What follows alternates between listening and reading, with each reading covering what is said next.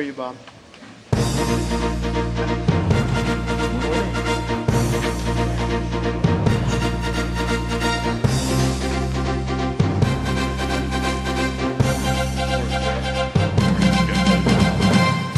How are you, Steve?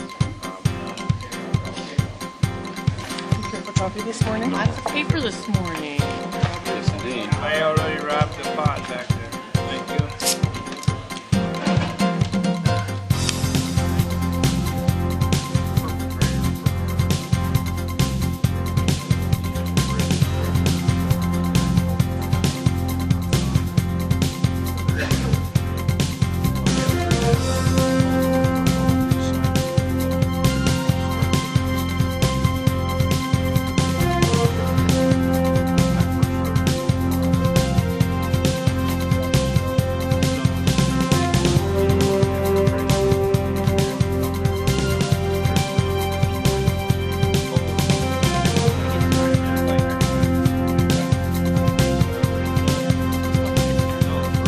Can we go ahead and get started? It's 7:30. We've got a majority here, so why don't we go ahead and get started? I'll do it. Yeah, let's get started. Sounds good. Council members, we have a couple items on your agenda today, both interesting presentations, but we're going to start with responses to previous council questions. There were only two. The first question had to do with about the sale of Royal View Manor and what kind of terms can be expected to be had when we go through that process. The thing you need to know is that the sale of that property, since it was funded with federal dollars through the public housing program, are all subject to rules and regulations that are in HUD, and so we have to go through a process there. The property will be available or eligible for Section 8 vouchers, although that has to be reviewed and approved as well by HUD. Whatever the process is that we come up with, we'll review it with you all through the Municipal Housing Board and then on to HUD for their approval. So it's a long process. It'll take a while for all that to happen, and it will be back in front of you before any final action is taken.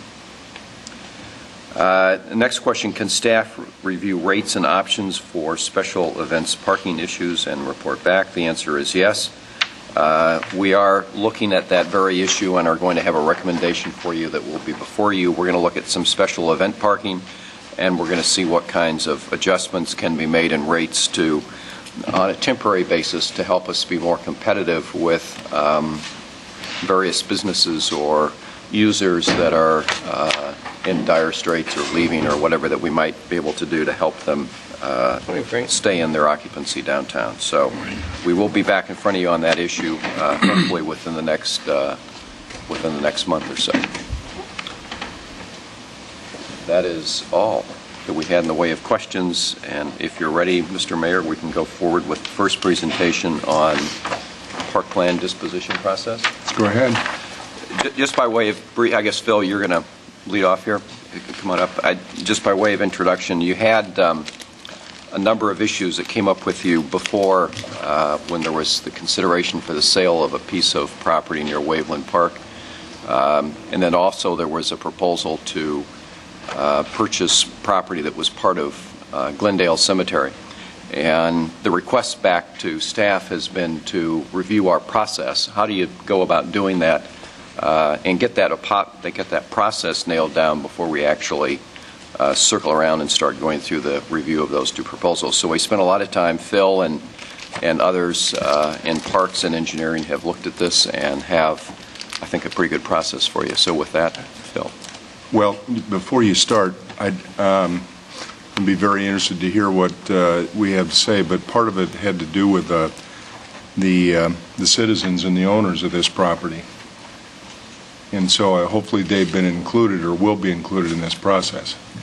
Mr. Mayor, I think that was one of the points, yes, that was made before, and so we've tried to be very thoughtful about how the citizens and neighbors and others would be involved as we go through. This is, at least initially, a discussion about process directed, at least to some extent, to that very point. So hopefully we've addressed it sufficiently. So, Phil. Mr. Mayor, members of the City Council, Phil Wagaman, City's Real Estate Manager.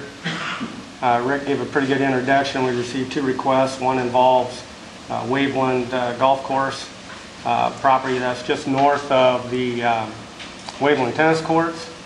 And the second property involves a portion of Glendale Cemetery at the north end along Franklin Avenue, just west of the Franklin Senior Center, Community Center. The process we use for these types of properties is very similar to right-of-way requests, which go through the Plan and Zoning Commission for review following the staff report, and then a recommendation is made to the City Council for your consideration and approval.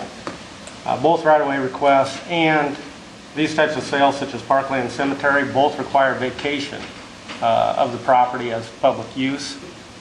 So it's a little different than selling some property that we hold for economic development.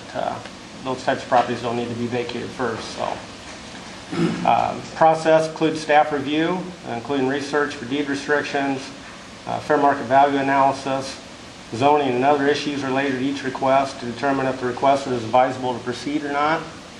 This includes committees such as the Golf Advisory Committee, Cemetery Subcommittee of the Park Board, notices sent to neighborhood associations, tenants, other users of the property, and property owners located within 250 feet of the property that is intended to be sold.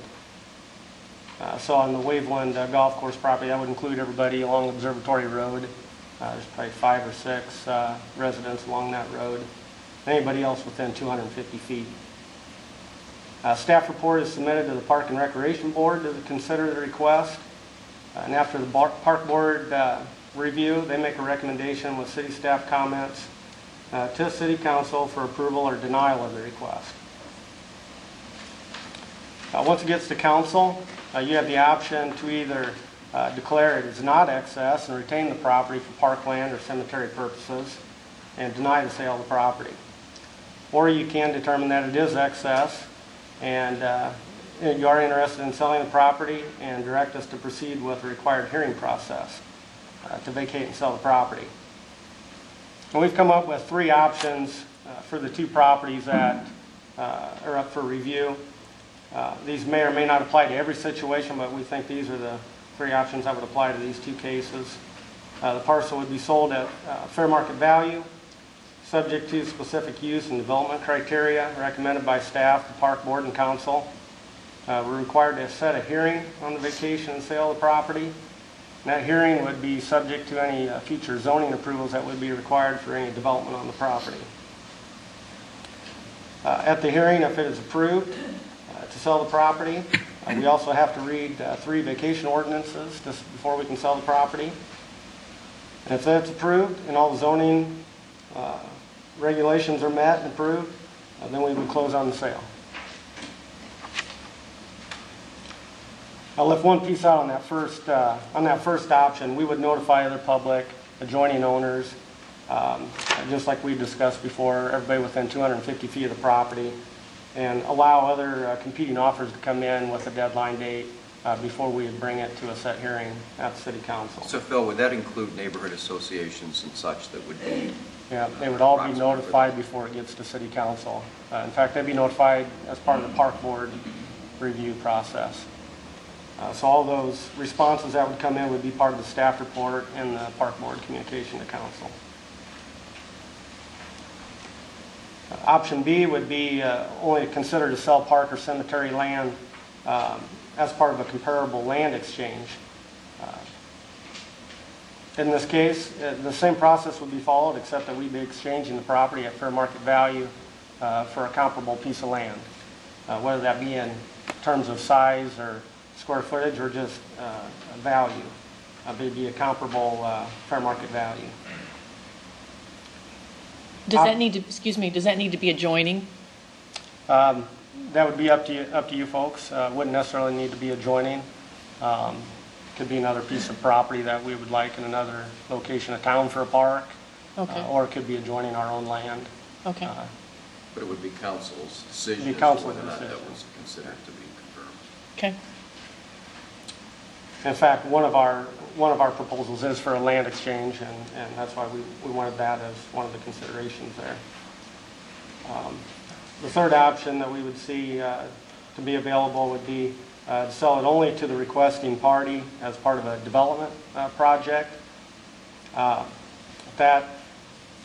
If this option was chosen, all the other parties would still be contacted throughout the review process, adjoining owners, the neighborhood association, other users of the property.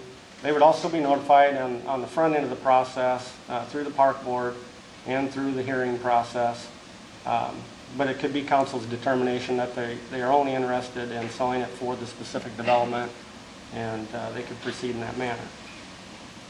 All the same process would still follow there. We'd sell it for market value. Could be specific use development criteria that the council and the park board require to be met. We set and hold a hearing and have the vacation ordinance readings. And if all zoning approvals are met, approved after that time, we'd close on the sale. This time I'll show you the two requests that we are currently considering. The area outlined in black with the hatching is the city-owned parcel just north of Waveland Tennis Courts on Observatory Road there. It's not a parcel that's used for park purposes at this time. It's fenced and gated off from public access. And really the only feasible use for the property to the general public would be to an adjoining owner. And that adjoining owner has made a request to purchase the property for a townhome development. He originally offered to buy the parcel outright, and I'll go through some of the process here that we've gone through, and I can flip back to that map if you want to see that again. But he's proposed a 6-unit townhome development.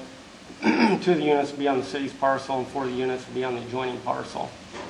And again, this is not a standalone developable parcel under zoning, so it couldn't be marketed to the general public on its own to be sold without it being rezoned and potentially a board of adjustment for lot width. And it'd have to have a plat survey created to develop an actual parcel to build on. So originally he requested an outright purchase, and now is requesting a land exchange with the property on the north side of his. I'll go back to that map. So he is proposing to exchange the yellow hatched area at the top of his parcel with our black parcel. Although it's a little different shape, the area he is offering to us is actually a few square feet more than ours, so it's considered to be a comparable land exchange. It also joins city-owned property to the north and the west, so it would keep our property, we'd have a contiguous ownership with our property still.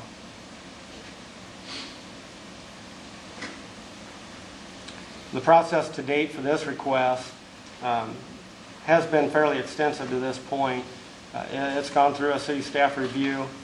Citizen Golf Advisory Committee has reviewed the proposal, along with Waveland Park Neighborhood Association. Park and Rec Board met on July 27th to consider the request, and they recommended approval to sell the property to the City Council. And at that point, the City Council referred it back to the City Manager for further review and recommendation. Since that time, a new proposal has come in from the developer for a land exchange. So we feel the next steps for this proposal is to send it back to the Park Board for review to consider the land exchange. And following the Park Board review, a final recommendation would come back to City Council to recommend either sell the property or to deny the sale of the property. And at that point, you would have the options that I previously reviewed to sell the property. The second request that's currently being considered, shown on the map here, it's next to the Franklin Community Center, south side of Franklin Avenue, east of 55th Street. It's on the north side of Glendale Cemetery. It's part of land that was originally acquired for Glendale Cemetery, but is not currently being used for cemetery purposes. There's community gardens. You see the area just below the black rectangle is community gardens that are used by the general public from all throughout the city. There's a parking lot on the parcel that's used by those folks. And I believe the church across the street to the north has an agreement with Parks Department to use it for overflow parking at times. So the property has some current use on it, and we would still want to maintain the community gardens to the south of the property. The request for that property, which is approximately 2 acres, is for a senior housing tax credit project with 40 units. The developer is offering an outright purchase at fair market value, which would be determined by an independent appraisal. The request has been reviewed by city staff, and we feel the next steps are to refer it back to the park board at this point for their review and consideration with the final recommendation to the city council. And again, at that point, the city council would have the options that I reviewed earlier to consider the sale of the property. Since both of these requests are for development, new development, there are zoning issues that must be addressed. We would foresee that the rezoning process that's outlined here follow the approval for the sale of the property, and the sale would be subject to all the zoning requirements being met. So at some point down the road, if there's a problem with the zoning of the development that they can't get the zoning approval, then we would not sell the property. That would basically kill the deal.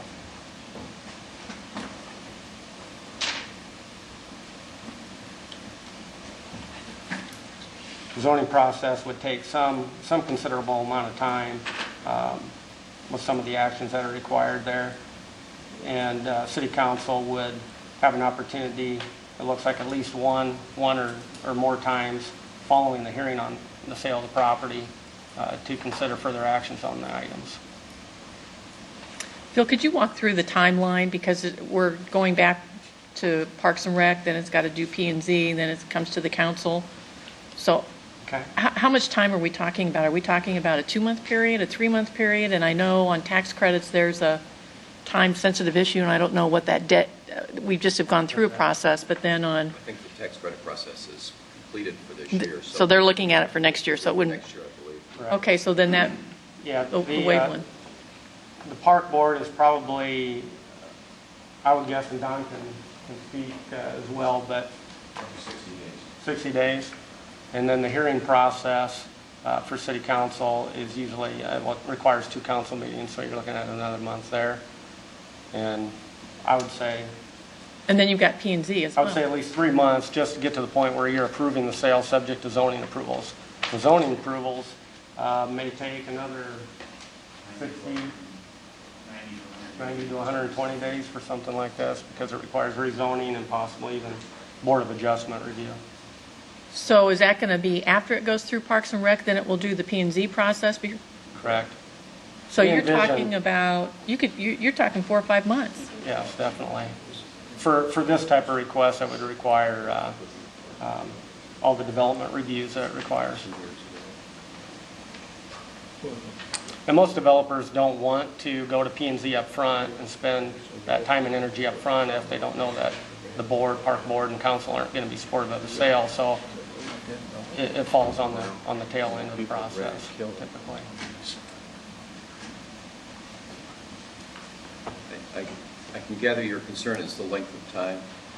Well, yeah, especially when you've already had a project that's been gone to Parks and Rec. I know it's a little bit different now, but I'm assuming that it would be viewed favorably. I don't know. I mean, that's always... They did recommend the sale before. They did. That was for an outright purchase. Christine, I think what Phil has outlined here would be a time period that would be sort of typical or routine. I think in this case, we could trim some time off of both the park board and council review and the P&Z process. Now, I mean, the thing that often happens is it gets into a discussion with neighbors and the neighborhood association, and sometimes that protracts the transaction a little bit. But if there's an urgency on these, and there often is, we'd be happy to look at the schedule and try to define a process that could be moved along a little bit faster than 4 or 5 months. And I don't want to prevent the input from the neighborhood. So that's not my issue. It's just that this particular issue, the Waveland piece, has been out there for quite a long time, and it's forced it to go through one construction season. I don't think there is a drop-dead date, but I just feel that we need to be sensitive, and if there's a way that it could even be on parallel tracks, and if it were... I think we can shorten it. Yeah, okay. Mayor, County, Don Tripp, and council members, Don Tripp, Park and Recreation Director, specific to the Waveland project, it's had the 2-meeting review by Park Board. Okay. All that would go back to the Park Board at this time would be a review and the change of consideration, sale versus exchange of land. That could happen in one meeting, which we have a meeting coming up in late April. That could actually happen in about 15 days. So I don't believe the Park Board would need to see this twice the next time. I was answering as it relates to any acquisition okay. that normally takes two meetings. And the Park Board has waived their 2-meeting requirement at times too, but their general requirement for a new request is 60 days or 2 meetings. This particular Waveland issue probably would be less than that. Okay, thank you. And then we could follow up with a set date of hearing the first meeting in May and hold the hearing on the second meeting in May for that item. I think what's important here are the steps, and as the mayor mentioned at the beginning, there is some public input process that's part of this, and I think what I got from your discussion before is you wanted a process that was open and transparent. This is that. It takes a little bit of time to do that, but I think it addresses those issues pretty effectively.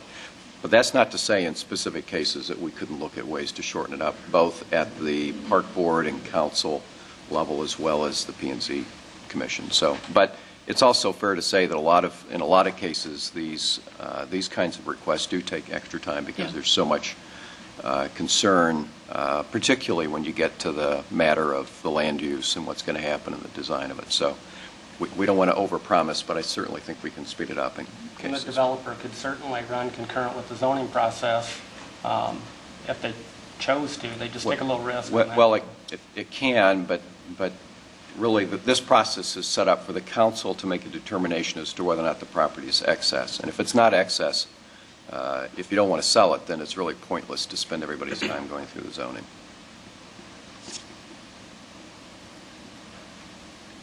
Any other questions? I've got a comment, Mayor. Go ahead. This has turned out to be more than just sale of parkland workshop. It turns out we're talking about 2 specific pieces of property. And I agree with the mayor. I think that this whole idea needs to go back to the residents of the entire city, and we need to ask them, do you want to start selling off green infrastructure or don't you? All of this belongs to all the citizens of Des Moines, not just the immediate neighborhoods. And around the rest of the country, they're doing everything they can to add green space, not sell it off. In Hallie's ward, we've got some people up there that kill for green space. And I know out in Bob's ward at one time there was a possibility somebody was talking about putting apartments in 9 holes of Grandview Golf Course, and if that went through, Bob wouldn't be with us today, I don't think. So I think we need to step back, and I distinctly remember when we talked about Russell Park's project, we discussed that we need to go to the citizens of the city and ask them, do you want us to start selling off green infrastructure or not? And I think that's where we need to go with this. I will say I kind of like Russ's new proposal, and I think I'd be willing to take a hard look at voting for that. But I still think we need to go back to our residents that own the property and ask them, do you want to start selling green infrastructure or not? Mr. Mayor, could I just make one comment about Mr. Moore's comments? Sure. I think that certainly is an option, but to do that would mean you'd sort of set this process issue aside for a moment and ask that question. That can certainly be done. I would simply point out with this process, because of all the hearing and notice requirements that are built into it, the proposition of whether or not these properties should be sold will in fact be a public debate. It's just that when you're talking about the issue of selling it or not, you'll be talking about a very specific situation as opposed to a more generic discussion. It's entirely up to you in terms of how you want to approach it. I understand your point very well. I just want to make it clear that this process was designed to make sure that there's a lot of opportunity for public input. It's just that the input would be about these very specific proposals. So, I think the whole Didn't we idea... have a larger discussion before? That's what we asked originally. I'm not let me jump in here. I think probably a majority of our citizens, and I don't want to prejudge what their response would be not unlike what Skip's has been through this process. Our green space, our public land is important to us. And I think as a general comment, that's probably true. But when you look at a specific proposal, like what's by Waveland, I mean, I think even you said a minute ago, that's something that you take a really hard look at because it balances some of that. So I think this is a question that it's really hard to get at policy matters from a general statement and in a citywide view.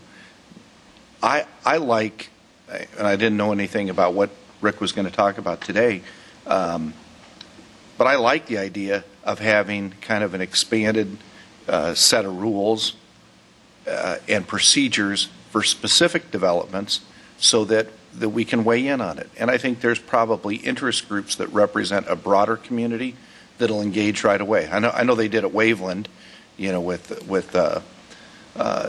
the parkland, public space, trees groups to make sure that we were going to make an appropriate decision there. And it looks like the new proposal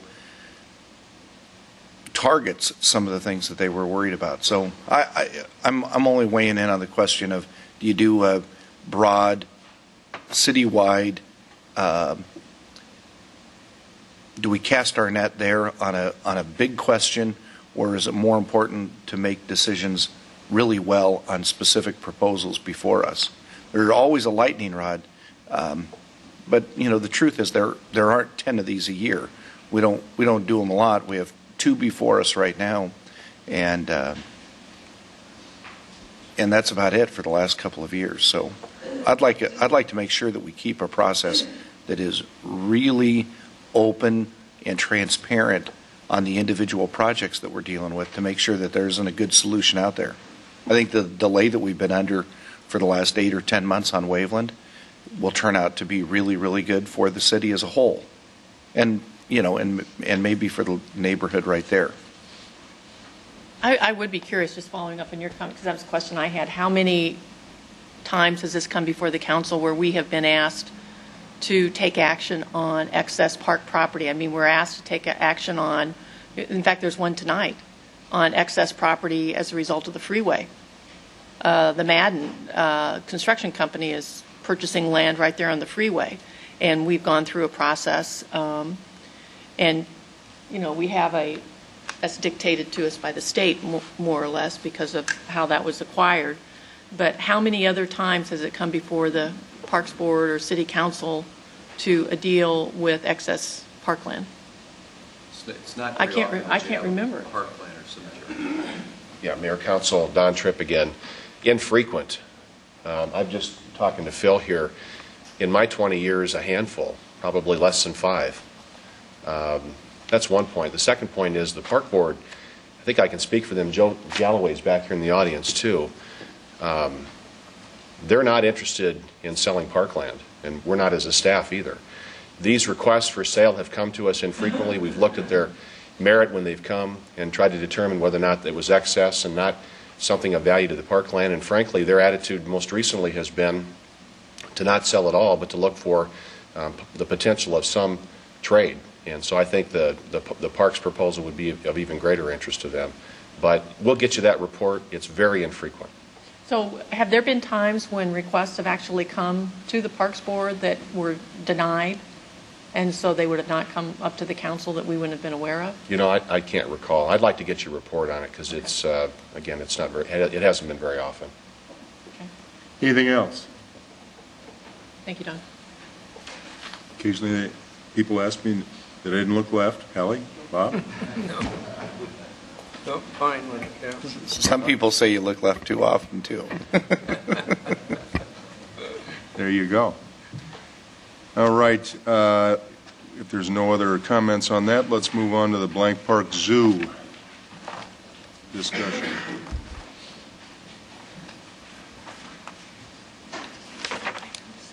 As our mayor and council, as our folks are getting their presentation together and up to the podium. This has been a process that's been underway for a period of time, and at long last, I think we've got ourselves in agreement with the Blank Park Zoo Foundation. What's proposed here for this discussion is an overview of what that lease agreement and funding agreement looks like, and then it's proposed to be on your agenda for this evening as a set the date of hearing. So you've got it on the workshop, and then there's an item related to it. You don't take final action tonight, but you do set hearing for action at your next meeting. So, Don. Thank you, Mr. City Manager. Mayor, County, members of the council, again, Don Tripp, Park and Recreation Director. I have just a short PowerPoint that relates to this proposal on tonight's council meeting, which tonight's council meeting has a proposal to set date of hearing for vacation of parkland for zoo purposes and for a lease agreement with the Blank Park Zoo Foundation. I just want to mention a couple folks in the audience. Mark Vukovic, Emily Buska-Williams from the Zoo Foundation are here today. Joe Galloway, the president of our park board, and Cindy Chen, a park board member, are also here. And I'd like to acknowledge Ben Page, our assistant director, who has worked tirelessly to get this agreement put together. This has been complex. It's been a long discussion. It's had a lot of different turns in the road, and I think we have a proposal in front of you tonight that we're very proud of and I think is good for the citizens and good especially for the city of Des Moines.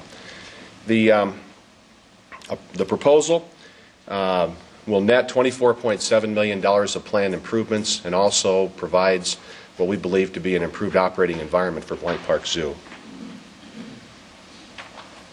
The current agreement with the city was adopted in 2005, and it provided enhanced oversight by the Zoo Foundation and zoo operations. As you might recall, the city provided initially $390,000 in operating support, and today that number is $290,000 on an ongoing basis. It was a 10-year agreement with 2 renewal options. In addition to that, a very key component is the city maintained responsibility for infrastructure repair of the current zoo. Only new zoo improvements in the current agreement were to be funded by the Blank Park Zoo Foundation. In 2007, the zoo came to us shortly after that agreement, as really they had planned, with the idea that they would expand the zoo and would like to provide for an even more extensive operating agreement with the city. Through lots of process and discussion, the zoo plan at that time extensively expanded their boundaries to build onto Blank Golf Course and to Fort Des Moines Park. That superblock plan that was an area that area was termed as a consequence of that project from Southwest 9th to Southeast 5th, Army Post Road to County Line Road. The plan was for a zoo that would expand into areas outside of the zoo's boundary. What they've come back with today, for a number of reasons, is a bit of a retracted plan, but still a very extensive development. The zoo agreement would continue to propel the zoo as a regional facility and spread its operating costs across that greater region. The proposed project is $24.7 million of zoo improvements by the end of 2015. The projects, you have a plan, master plan, I think, in your packet there in front of you, and that plan includes an extensive reconstruction of the current zoo. In addition to that, new exhibits in Africa with 8 separate buildings, 20 or so additional new species, a reconstruction of the sea lion pool, a very popular exhibit, and that sea lion pool expansion would actually provide viewing of the sea lions from underneath in a glassed area, and also provides a much more environmentally friendly filtration system. The water's been filled and dumped there for years, and this would be an improvement to that. A new Australia, that's actually under construction. Your council action a couple of weeks ago allowed them to get going on that one. It's a new bird holding facility, some new species, and a new zoo entrance to the north of the entrance that's there on Southwest 9th. If you'd like further clarification on those projects, I'm sure Mark could help here and come up and help me with that. Now to the new agreement terms and conditions. The city would lease to the zoo the park to continue to be open and available to the public as a space in the neighborhood, and the Blank Park Zoo Foundation would be leased, essentially the same footprint as they have today. The city would invest $8 million under an economic development agreement and would also be responsible, as we've recently signed the Project Civic Access agreement for ADA requirements. The city would continue to provide $290,000 as we are today through hotel motel tax, and we would request continuance of $150,000 that's being provided from Bravo. The zoo would submit to the City Council their master plan for approval. That would be one of your actions on the 25th. The council would be asked to approve that plan, and then any major changes to that plan would have to come back to the council for approval. The city would have responsibility for the Fort Des Moines historic buildings. You'll see that they would actually continue to be the city's. The most important element, we think, to this is that this agreement would allow the zoo to leverage our investment with additional private investments to the zoo. Don, just a question for you. Yes. On the $150,000 for Bravo, that's in addition to the $290. We've not taken action on that yet, I don't believe. I'm just trying to. Well, you're now providing 150. Correct. Plus the 290. But this would be a 20-year. Yes. Commitment. You are basically correct. The 150 would be reflected in your Bravo agreement. Right. And then the Bravo board would have to execute that, and council would have to execute it. So that's why it says proposed. Okay. The 290 is already there. We would request continuance of the 150 in addition to the 290. Your action would be for the 290. What they've asked us to do is help them assure continued Bravo support at the 150 level they're getting today. Okay. And the current 28E agreement that will be coming back to us, it includes the 150 for the, because the 28E agreements are in perpetuity now. That's correct. So the 150 would be in there for the Bravo agreement. Okay. There's the boundaries. Again, as I mentioned before, they're essentially the same boundaries as the zoo exists today. You have a map of that also. The city's funding schedule of $8.1 million would include an initial payment of $2.7 million. That would happen with every invoice provided to the city. And one of the merits of this is that the Zoo Foundation will be required to provide invoices of work that they've done as we move forward. 100% of those invoices up to the first $2.7 million would be provided in reimbursement. After the $2.7 million, 50% would. So if they submit an invoice to us for $1 million, we would provide $500,000 to a cap of $8.1 million. The payment schedule below indicates the cumulative cap limits. In other words, by the end of FY11, you have budgeted and have available $3.35 million that could be provided to the zoo. By the end of 2012, we'll sell another $1 million in bonds, so 4.4 would be available. 2.7 is sold in FY13, providing 7.1 total. Another $1 million in FY14 for a total of $8.1 million. The zoo's requirements would be to provide at least 16.6 in planned improvements. They will provide management of the daily operations. They will finance all capital of not only new improvements, but the old zoo also. They'll be required to maintain their AZA accreditation. The council will be allowed to provide 2 board positions on their board. They'll continue to set fees as they have today, and A.H. Blank Park will continue to have free access to patrons of our community. The management and operations, yes, sir. If we have any questions, should we ask them as we go along, or you want to complete your... You sure can, Mayor. One of the questions that I have, I see the schedule of payments that the city is going to commit to, and then I see on page 11 the Blank Park Zoo planned investment. What's the schedule that they plan on doing that? Are we matching? If we put in $1 million, are they putting in $1 million or 2 or 3? Or? Great question. The first 2.7 will be matched $1 to the dollar that they give us in the way of a bill. So they'll be reimbursed $2.7 million. If they brought us, after you agreed to this lease, if they brought us invoices at $2.7 million, we would provide them an initial 2.7. That's upfront cash for them.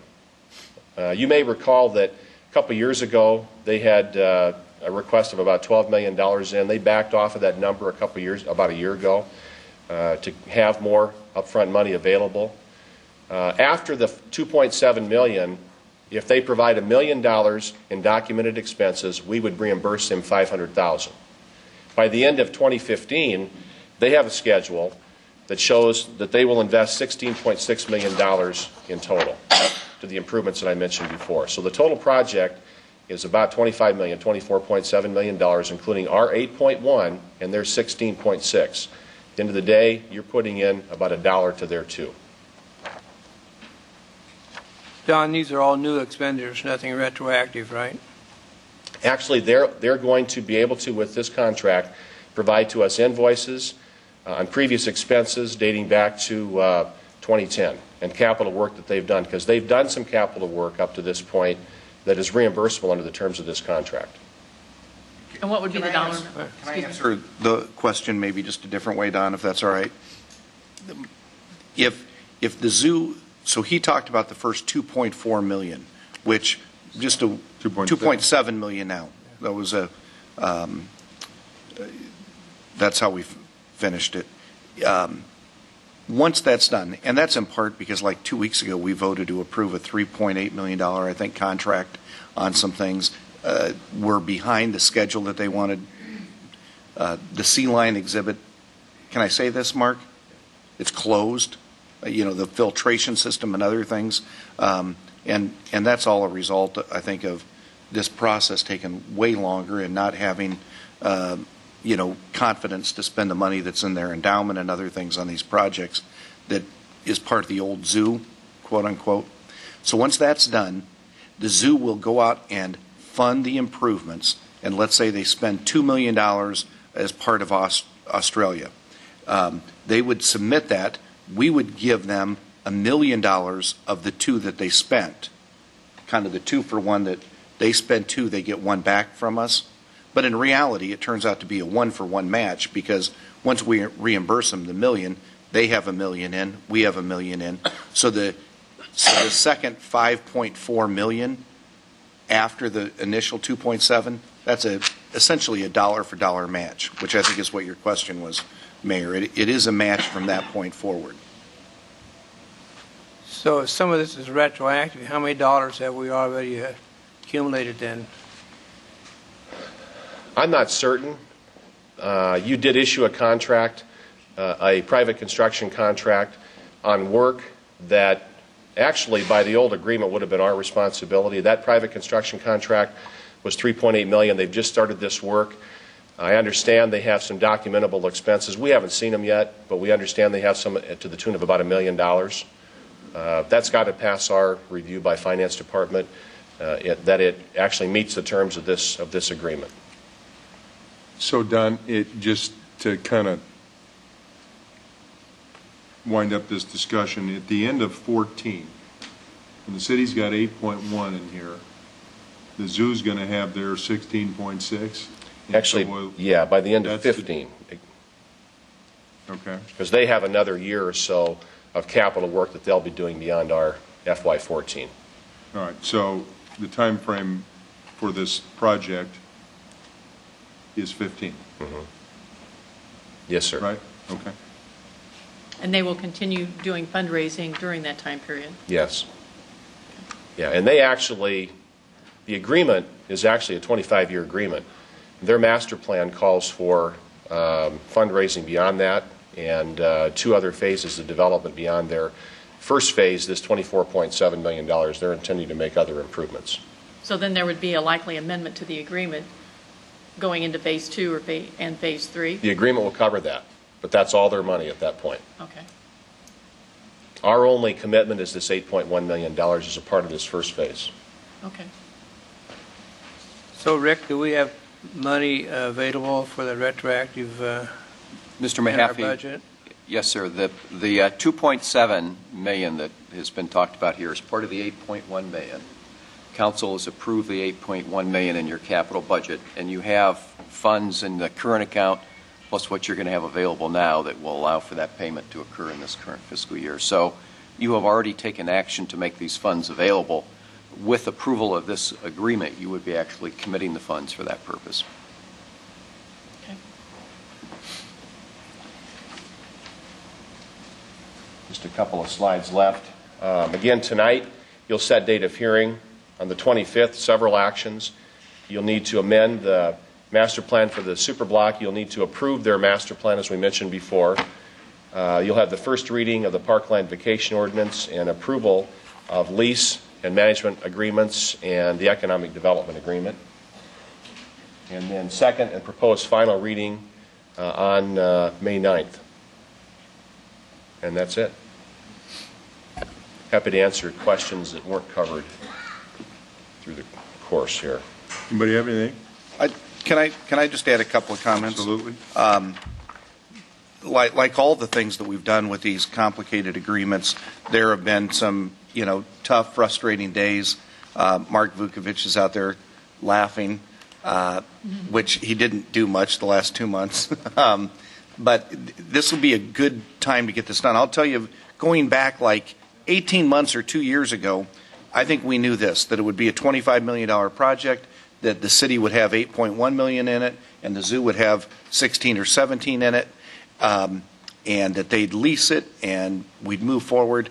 And that's like 90% of the agreement. But we really got hung up on a lot of important things to the city or the zoo for almost a year. And most of those issues came out of strong negotiations from Rick. He pointed out Ben Page out here. The city manager spent a lot of time the last month on this. But it all came out of the priorities that were set when Frank asked everybody, Mayor County asked everybody to take a step back and do the super block master plan. And there were a lot of elements in there. And that's why you read in here that we want it to conform with the super block plan, that it has to be consistent with the master plan that they have today. And so this really goes back to about 06, when I think is when you started that process of a whole summer of meetings out on the south side thinking about that super block. And I just wanted to recognize that, Mayor, because all those citizens that participated in that helped us kind of bridge the gap from where we were in 04 and 05 with kind of a plan for the zoo that turned out to be a little bit of a pipe dream as the economy turned sour and government funds dried up. But we have something that's going to be able to execute. And as I look back on the city council's major decisions we've made over the last 10 or 12 years that I've been here, it's been about how do we fund our big priorities when so much money is seeping out of the bottom for the operations of some of our kind of quasi-government agencies like the zoo. We've had a nice zoo, but when the city ran it, the private sector, other governments were less inclined to provide support to it. It was a city government function. And so I think that the beauty of where we're going here is that the private sector has taken responsibility for this in a contract that holds them very accountable to us. The money that we put in it has to be matched by the money that they're putting into it.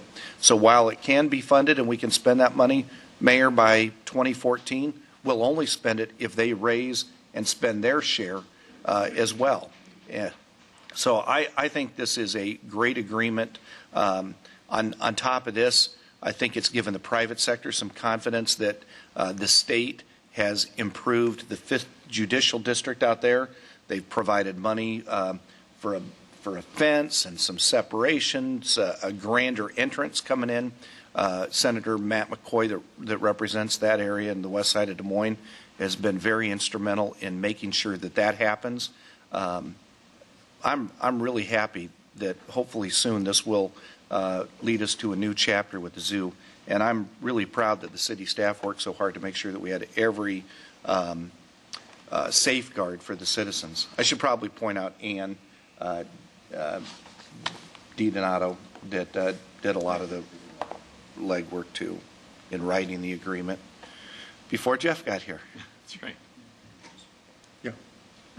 One of the things that's sort of an important point here that's different from the original plan that was put forward. The original plan, you might recall, utilized pieces of the county park down there and pieces of the golf course. That all has changed. So what you see today is a plan that is really accomplished entirely on park proper, on zoo property. Yes. Is that a fair Yes, statement, sir. Don? I think those features made this a lot easier for it all to come together. Right. Excellent. Good work, Don.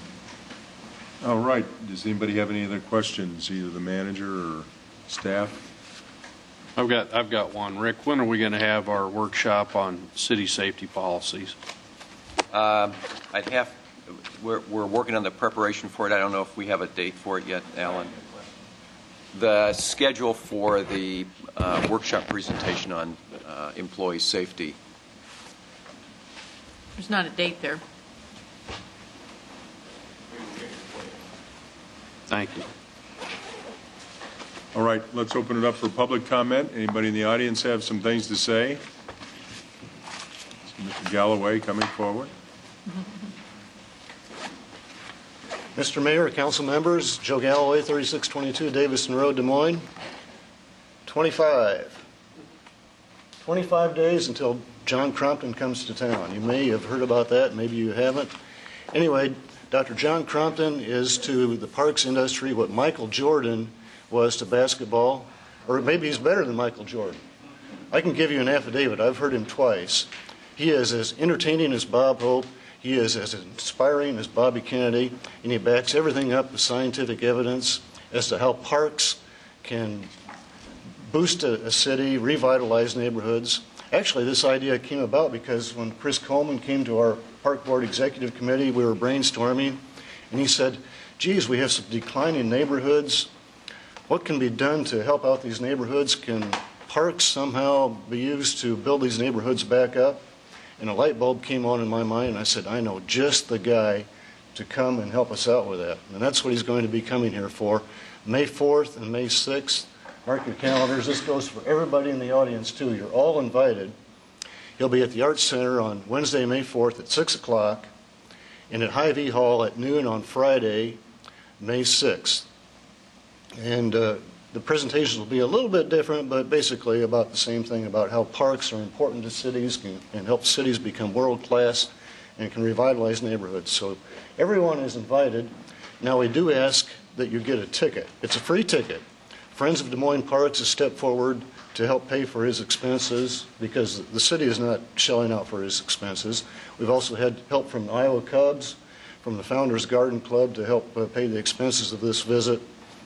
The Art Center just has 220 seats. That's why we're using a ticket arrangement, because if 500 people come, it would be a disaster. So it's first come, first serve on the tickets. Hy-Vee Hall has a little more flexibility, so if you just showed up, you might get in there. But there's a number to call to get a ticket, 237-1403. That's Rebecca Linhart, who's Don's assistant. I don't expect you to remember that number. Just see me, see Don Tripp, or you'll be hearing about this again. But I highly encourage it. Even if you didn't care anything about parks, he is a very worthwhile and entertaining speaker to hear. You'd say, hey, this is great. I've heard him twice, so I'll give you an affidavit on that. So anyway, see me about that, or see Don Tripp about that, and we hope to see everyone there on either May 4th or May 6th. Thanks, Joe. Well, before that happens, you've got another very important event coming up next Saturday, I think. You've got a bike ride that the Parks Department's working on. You want to tell everybody about that? Mayor's Bike Ride, that's right. Yes. It's been going on every year for, 20-some years? And it's more successful every year, one after another, and it raises money for trails. It's helping use, the funds from that are being used to buy signs for trails. It's become an institution in Des Moines in the spring. At one time, a couple of years ago, there was a proposal to move the date to coincide with Bike to Work Month, and people said, hey, no, don't touch that date. That's perfect. So the date has stayed where it is, and it's really a great event. And the time and the location, where does that start? 10 o'clock at City Hall. 10 o'clock at City Hall? Saturday. That's right. 16. Time flies when you're having fun. Exactly. This will be a great time. All right. Hey, thanks, Joe. Thank you. Anyone else? Yes, sir.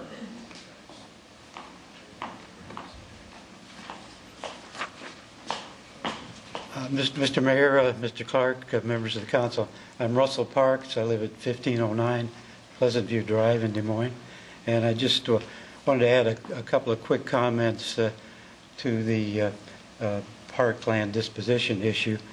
I did appreciate Councilman Coleman's remarks to the fact that he thinks it would be valuable to continue or to be able to look at these proposals individually, to have the park board and the council able to evaluate them and make decisions, because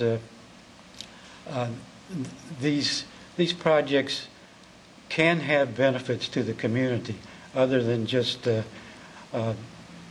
in terms of the developer's interest. But just a couple of quick examples on our project at Waveland. The net gain in terms of parkland, I think, would be a positive, because the land that you would be giving up is inaccessible land right now in terms of public use.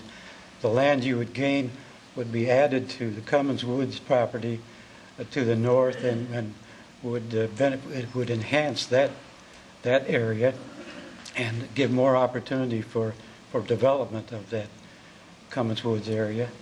And just a second benefit that would occur from our project, a big part of this project is a new water main would be installed down Observatory Road to service the new project.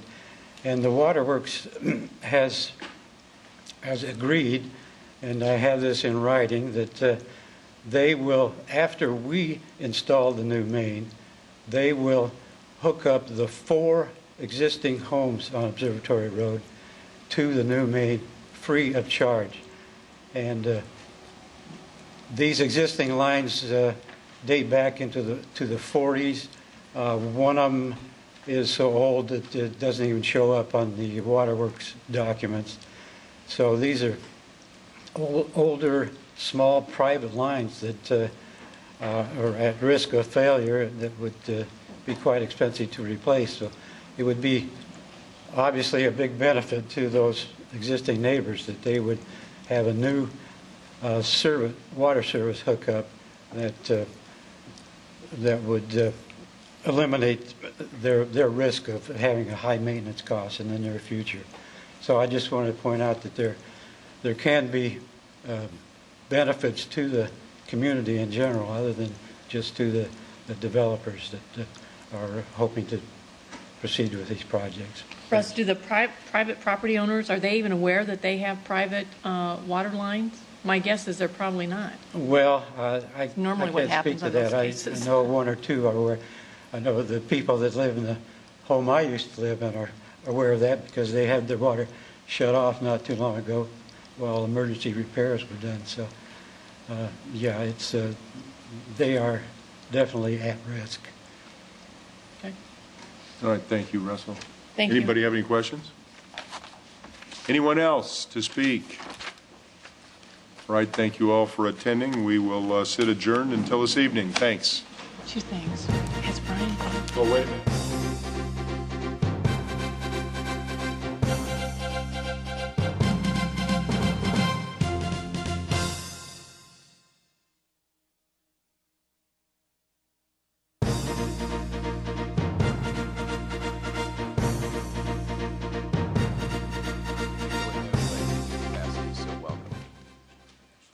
All right, carry on. Thank you.